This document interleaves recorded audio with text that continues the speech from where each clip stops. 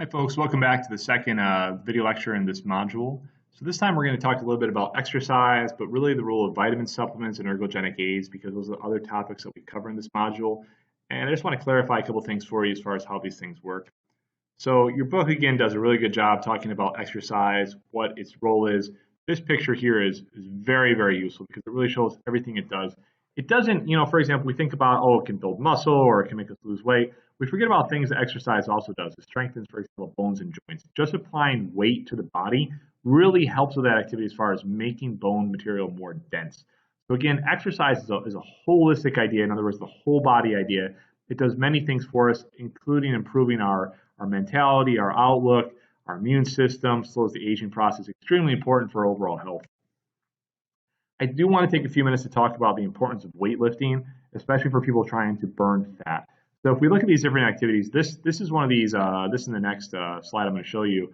We forget about which activities we choose and how our body is going to handle processing that activity and what it's going to use for energy. And what we can see here more than anything else is that when we do a fast activity, for example, 200-meter hurdles, we're going to use a lot of carbohydrates. So we're burning a lot of glucose with this, going back to the idea of glucose that we already learned about, but we're actually burning very little fat. But as we take more and more time for our activities, for example, 2-hour marathon, we end up burning a lot of fat because we're not running as fast, we're running slower, and it allows our body to process and use fat as an energy source. Because really, carbohydrates, glucose, is a pretty poor energy source when it comes to doing something for a long-term activity because you'd run out of glucose. But fats, we have those available, we can slowly process them. Your book goes through how we do that, aerobically or anaerobically. Very, very good. So again, even when we hit, for example, the treadmill, it's not something where we want to use a sprint. We want to actually lower our heart rate a little bit, get it to what we call like the 60-70% threshold as far as maximum heart rate activity, and do slower runs. But even more so, look at weightlifting. Okay, this is one of these reasons why everyone should do weightlifting. Everyone should add some level of weight to their exercise. It doesn't have to be a lot. It can be just a few pounds, or more. But really, we can see that weightlifting burns a ton of fat. And why is that? Because during the lift itself, whatever you're doing, whether it's ankle raises, for calves, or calf raises, or if we're doing bench pressing, while we're actually doing the press, we're burning carbohydrates because we need a burst of energy. But then in between the rests, when we're taking the rest between our reps or our sets, we immediately switch over and start using fat. So it's actually, first of all, good to take a break for a minute between sets at least, because it allows your body to use fat to recuperate the ATP in our bodies that you learn about in the chapter and really make that impact. And we can see here again, intensity of exercise. As heart rate increases, we start using more carbohydrates and less fat. So in fact, try to dial it down. Try to do a little bit less strenuous activity in the gym. Definitely increase weightlifting in the gym, and you're going to see more fat burning if that's what your target is for being in the gym. Okay, so that's just a little bit about exercise, but I really want to focus on vitamin supplements and these ergogenic aids. So ergogenic aids are anything that are supposed to enhance your performance in a gym or during an activity, and they are huge to a consumer. Look at the amount of retail sales and the amount of money these companies are making off of ergogenic aids. 3.6 million spent on sports nutrient supplements in 2011 alone. And I'm sorry, I mean billion, not million, but billions of dollars spent there. So it's a huge industry. I mean, it's massive. The real question is, are they actually doing what we think they're doing? Are they actually making us perform better, or is it just a bunch of hocus pocus? Well, it turns out for the most part it's hocus pocus. We learned about this during module 1 a little bit, but again, look back to what MyPlate recommends.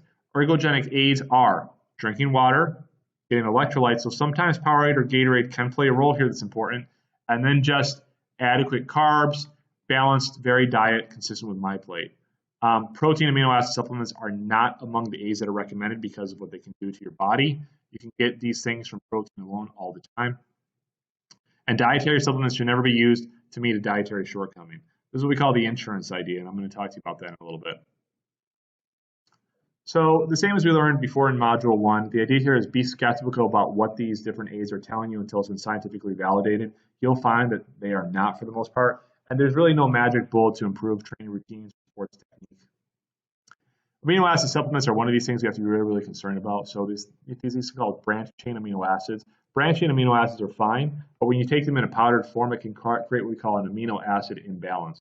So basically, for example, your branched chain is going through the same transport in the small intestine as other amino acids, so it can block the system up. It's like saying you got 100 of one thing, which could be your lysine or arginine, and so, lysine in this case, you got 100 units of lysine, only 1 unit of arginine.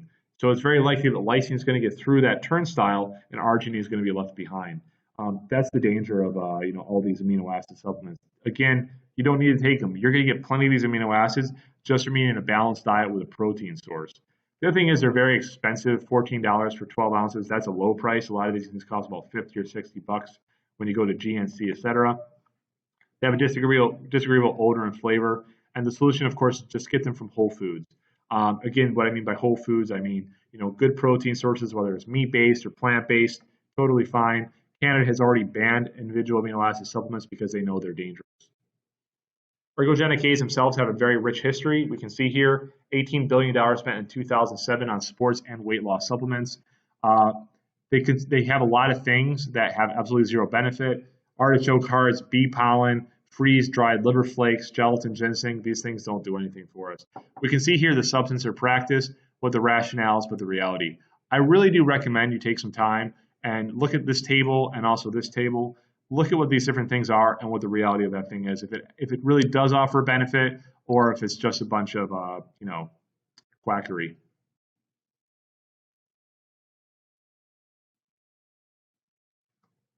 So one thing we do put into a little bit of a category sometimes are sports drinks.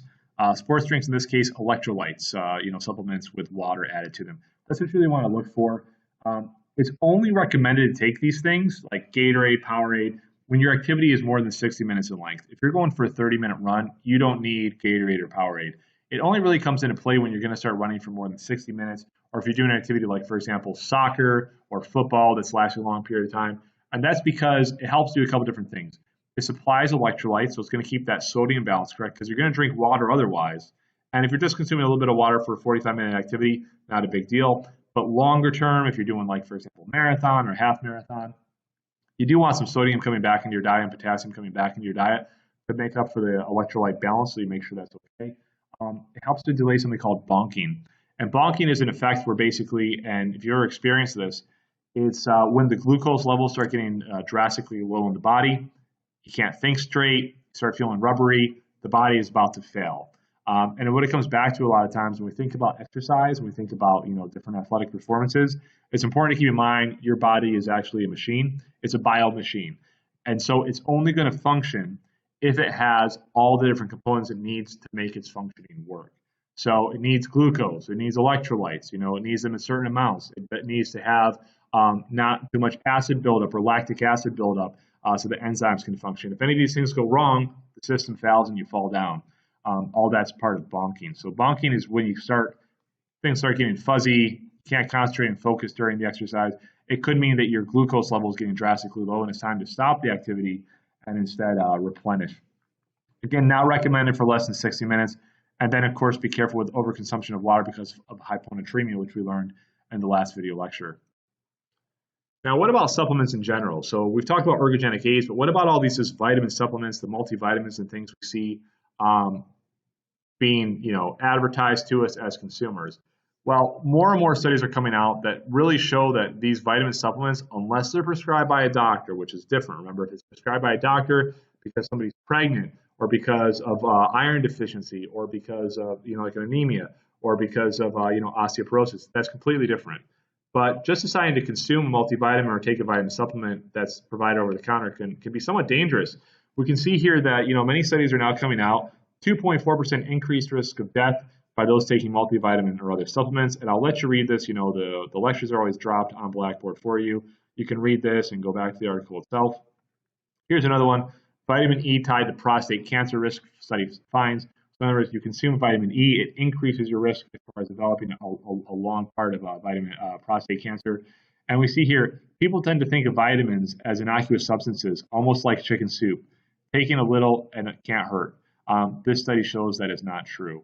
So again, read this article. Vitamin E supplements have long been promoted for disease prevention. Scientific research has disproven many claims and suggests they might increase risk for some conditions, including heart failure.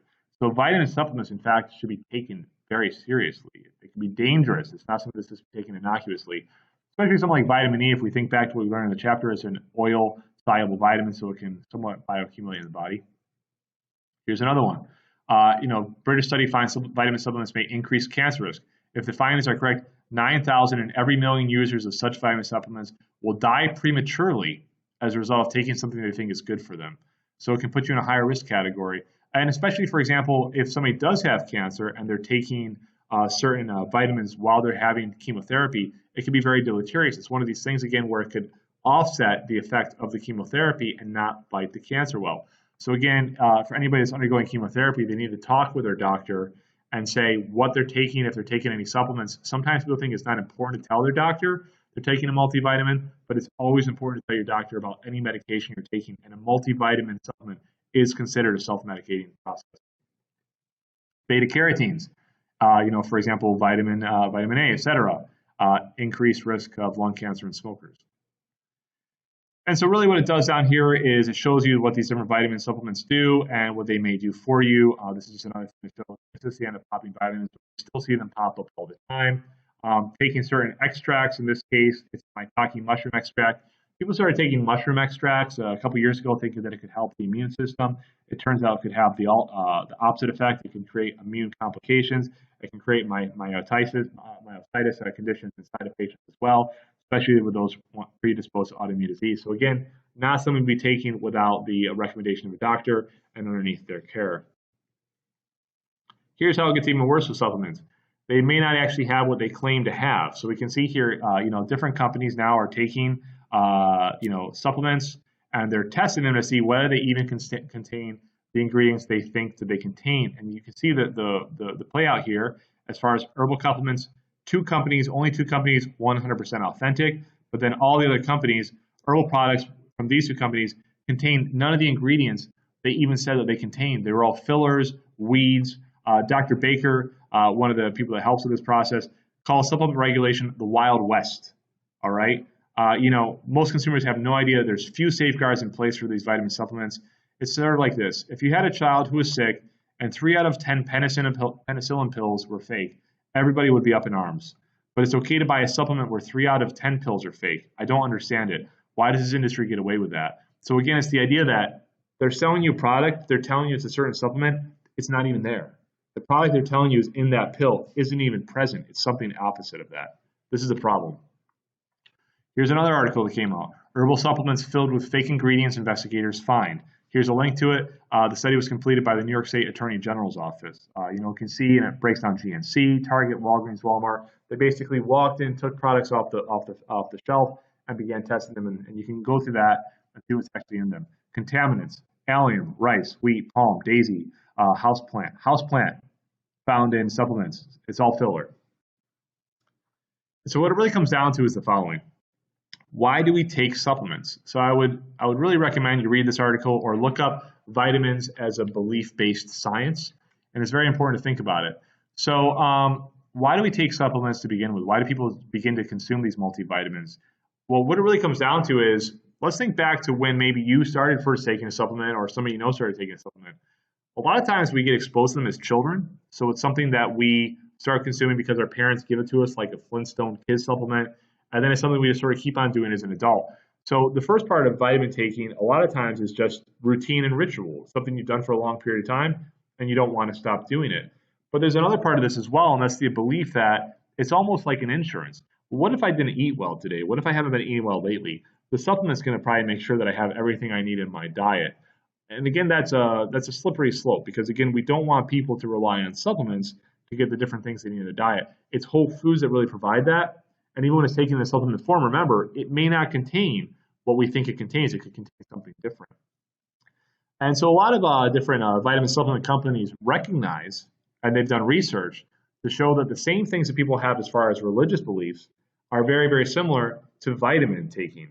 So as far as religious belief, most people grow up in a certain religion and they keep that religion. And we see the same thing with vitamins, for example. They start with it when they're young and they continue the ritual when they're adults. And then even more so the idea as far as, I don't know what effect it has, but maybe it'll help me. It's a real belief-based system, and it's a lot of interesting data coming out as far as the psychology behind why we take vitamin supplements. And these papers go back all the way to published scientific literature. So here's one for the theory of planned behavior and multivitamin supplement use in Caucasian college females. So this is a very interesting study. And basically what it is, it took women that were in college, that were Caucasians, females, and they gave them multivitamins, or that women that took multivitamin supplements. And then they did surveys as far as what they thought the supplement was doing for them. And the belief that the women involved in the study is that it helps them feel good and look good. And if they thought the multivitamin supplement could make them feel good or even look good, was the most important predictor of the use of multivitamin supplements. So think back to a lot of advertising that happens nowadays. A lot of different vitamin supplements will play on the idea, this will make your hair look better. This will create a better glow. So again, it's playing with that indicator idea as far as if we can make somebody believe or have the perception that a multivitamin supplement will make them look good, it's an important predictor of whether or not they're going to take that supplement. So, the companies know this information. The companies are aware of these types of studies, and they think about it, again, because remember, supplements, the same as other things we've learned about, we are consumers. They want us to consume their product. So are we taking it because it's actually going to have that impact, or can we become informed in a way that we make sure that we're not taken advantage of by these companies? We're going to lose our money, but remember, the same as we also saw, certain supplements can actually be dangerous for your health. So what's the take home? The real take home is the benefits of vitamins, bottled water, ergogenic aids are for the most case pseudoscience, all right? So there's not actual data that shows they're good for you. Only in certain cases, for example, intensive exercise that lasts more than an hour, if it's prescribed by a doctor because of a certain condition, are we going to see that ergogenic aids or vitamin supplements are recommended? And that's a really important thing. Instead, we should really be focusing on whole foods, fruits, veggies, good protein sources. That's where we should be getting our vitamins and minerals, our electrolytes to aid us in performance, and make sure we get the different nutrients we need throughout our day. So that's going to lead to our discussion for this module, and we're going to use a similar methodology to what we use in Module 1. You're going to start off with 2 sentences. You're going to identify different ergogenic aid or vitamin supplements. So in this case, you're really focused just on those things, like a Powerade, a vitamin E, Flintstone kit, something like that. Then I want you to focus 2 to 3 sentences on the marketing strategy. So look up a company that is using these, selling these products, and try to figure out what they're using as far as their marketing strategy, and try to describe maybe the limitations of the aid, based on what we've read in the book or what you can find online through good resources. For example, the FDA, also dietary supplements, PubMed, etc. And then please, of course, always make sure to comment on 2 other people's discussion threads as well, just so they get feedback and we can see how that nice, lively discussion enriches on itself. So that's it for now. Thanks again for your time. Catch you in the next video lecture.